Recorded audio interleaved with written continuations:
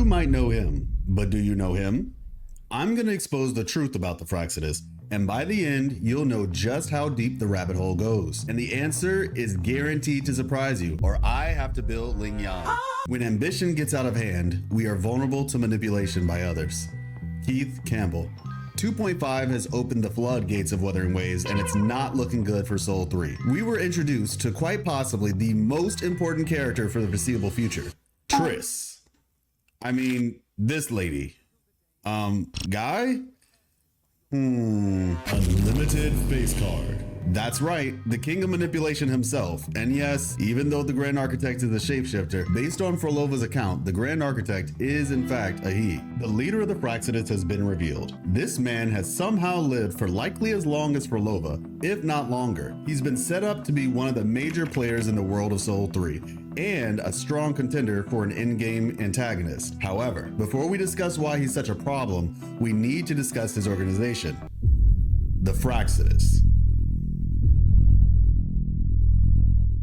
Who are they and what is their purpose? The Fractsidus are an organization active across various regions, which has been involved in numerous malicious incidents of varying degrees within multiple nations. Translation: we haven't seen the last of them, not by a mile. The notes indicate that the Fractsidus have conducted research in artificially inducing resonance abilities. This includes integrating echoes with human bodies through mechanical modifications, aiming to grant ordinary individuals the power of resonators. So basically Magneto if you could turn humans into mutants through science. Oh wait. You know what? Anyway, the organization appears to have an ultimate goal of advancing humanity into a new era of evolution. Currently, they show a keen interest in the second resonance awakening of resonators.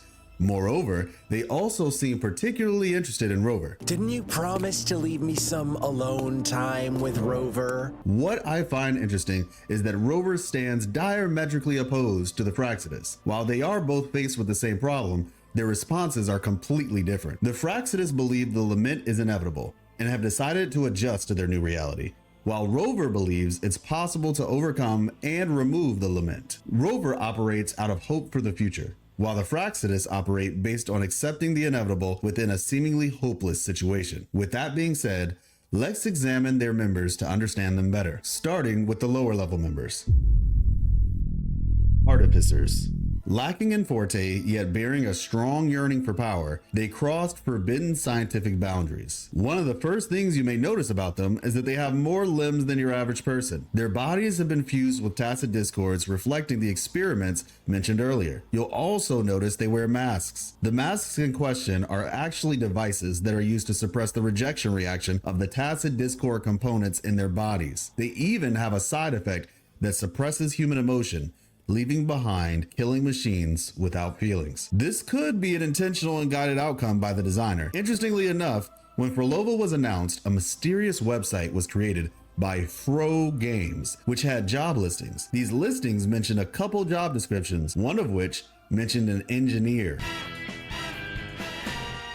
Could this website be a hint at the other overseer positions in the Fractsidus? It could be a silly joke, but it's also very interesting that at the same time in the story that we were introduced to the Grand Architect who recruited Phrolova, this website pops up. Coincidence? I think not! The Grand Architect has been at it for a while, but he's not the only one. I've been covering Wuthering Waves since the beginning, and it's my pleasure to say this video is sponsored by Games, the developers of Wuthering Waves. Big shout out to all of you watching as well. Thank you so much for supporting my content. Next up, Overseers. So far, we have Scar, Phrolova, Cristoforo, and Rove. For legal purposes, that last one was a joke. Let's start with everyone's favorite madman, Scar. He seems to believe that the world is broken and needs to be reset. He feels the current rule makers are corrupted and that the masses are being manipulated. He wants to free people from the rules set forth by who he considers the shepherd. He sees people as self-destructive and lacking in self-control.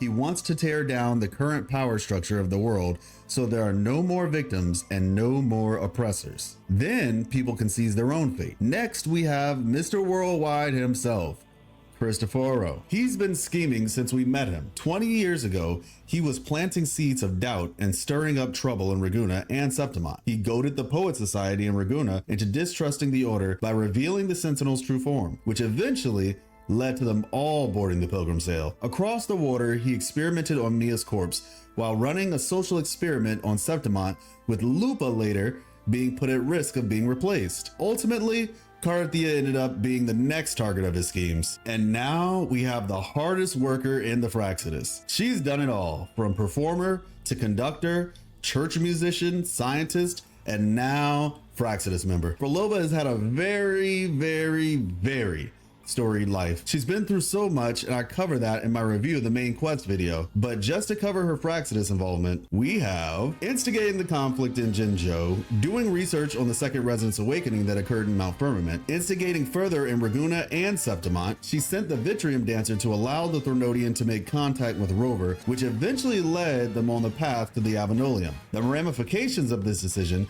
were discussed in my 20-year trap explained video. She experimented on the echoes in Ragunna to cause chaos during the Carnival, and in Septimont, she both experimented on people by fusing the Dark Tide with them, and she also goaded Rover into eliminating Lupa to potentially avoid the undesirable end of the story Cristoforo had planned. Whew, that was a lot. But why did she do all this? Well, clearly it's because she's a bad person who likes to do bad things, right? I want to do it because it's fun. It's fun to do bad things. Okay, seriously though, her motivations are complicated. After experiencing the tragedy of what happened in her village and living with it for years, she became increasingly mournful, until one day, what appears to be Rover pointed her in a totally new direction. She was given something she hadn't experienced in a long time: hope.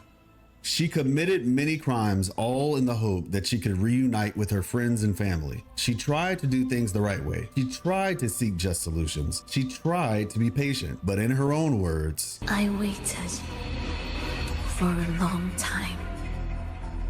I won't wait anymore. She was at the end of her rope, and it was all Rover's fault. Or was it?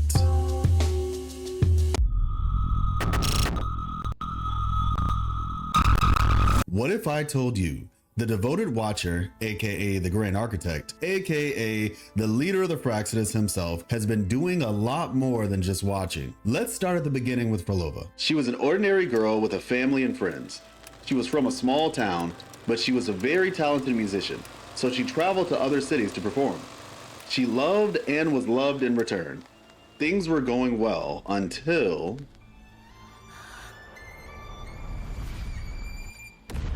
a meteor came crashing dead smack in the center of what was once her hometown. All her loved ones dead in an instant. Her resonance ability awakened and drew in all her friends and family's reverberating frequencies into her right eye. She was no longer fully human, but a hybrid, a half tacit discord, half human woman who has surpassed the boundary of death and thus begins her path of searching. Now, what does this have to do with the Grand Architect and the Fractsidus? Well, might I draw your attention to the Lost Beyond? If you notice, there's something eerily familiar about the sky in the Lost Beyond. If you look around, you'll see a repeating pattern of a star-shaped trio appearing in 3 distinct colors: red, white, and blue. Now, does this remind you of anything? If you answered America, no.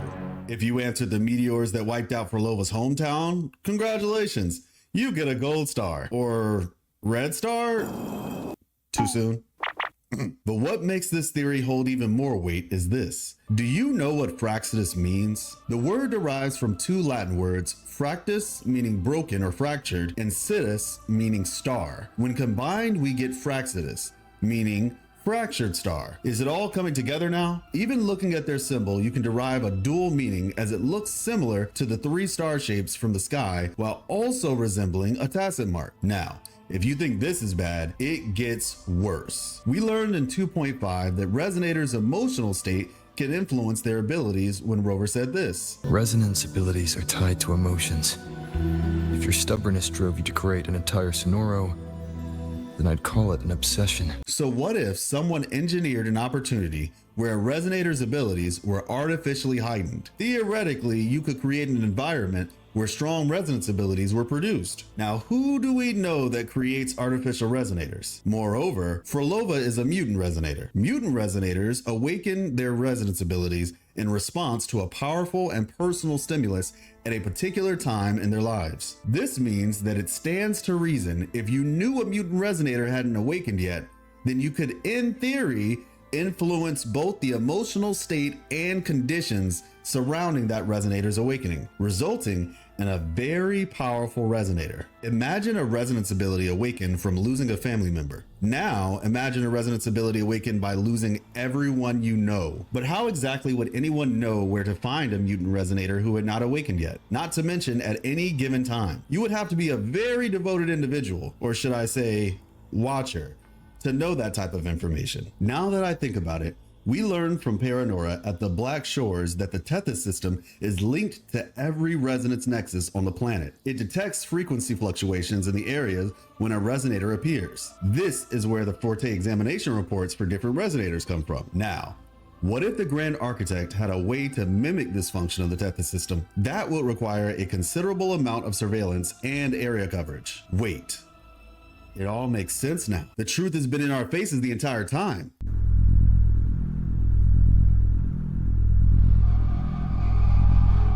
And there you have it.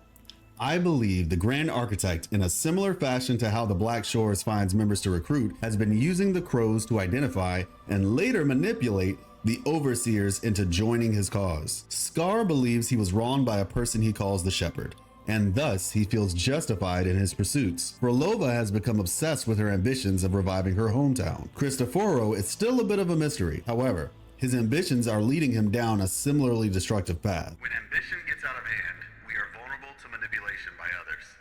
Keith Campbell. I hope you're starting to see how much of a problem the Grand Architect is. I wish I could say he will be dealt with soon, but this is likely just the beginning. For now though, we have a more immediate threat, and we are left with a few questions. What is Cristoforo's ultimate plan? What's gonna become of Renacita? And who are you gonna share this video with? This is Life, and this is Life Lessons Gaming, where we discuss games, game stories, and lore. And regarding liking, commenting, and subscribing, Hey you, do the thing.